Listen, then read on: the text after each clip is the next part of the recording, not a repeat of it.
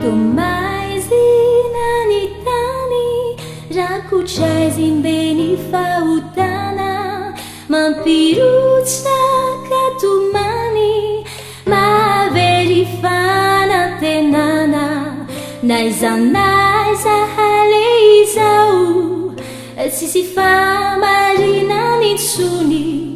oriny aiza ianao miantso anao ny tompo ao ambony mitsangany anao anazava hanambara ilay maraimbaova ianao no antenaina mpisava zao aizy mpito mandrakotrisa Tomaizinanitany rakotraizimeny fahotana mampirotsakatomany mavery fanantenana naizanaiza le izao tsisy famarinany tsony orimino aiza ianao miantso anao ny tompo ao ambony mitsangany anao anazava hanambaralay maraimava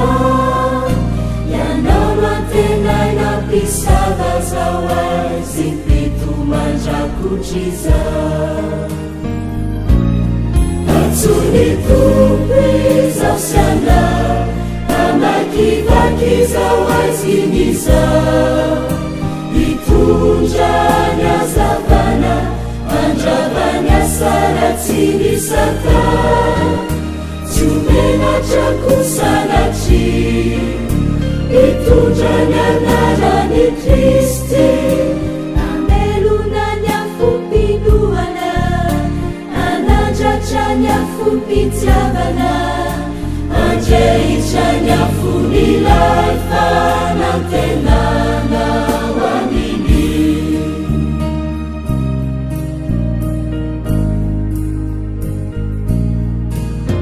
ny tena maomena raha mahitiram-piny famanana sy nandray lay famonjena rehefa indro miverindalana maro ireo tsy te afantatra tovarina sy sondry atory ho avy amin'efa Jeso lay mpapakatra izy ireo to tsy vononakory ho azy ireo kono iantsonanao amerinaza ho ambalany ray hanadinony izao tontolo izao ananany fiainana mandrakizay tundarizao ny fotoana anamarana nyeriwira aneona ny tena finona fa Jesu rehefa nampifandra iaranandratrilay fazavana anavotana ny firenena mbola miaina anaty azambana mila famonjena atsony tompo izao sianao amakivakizao aizy nizao itondrany azavana andravany asara tsy nisata tsy omenatra sanatry itondrany anarany Kristy amelonany afompinoana anandratrany afompitiavana andrehitrany afonilay fanantenana ho aminy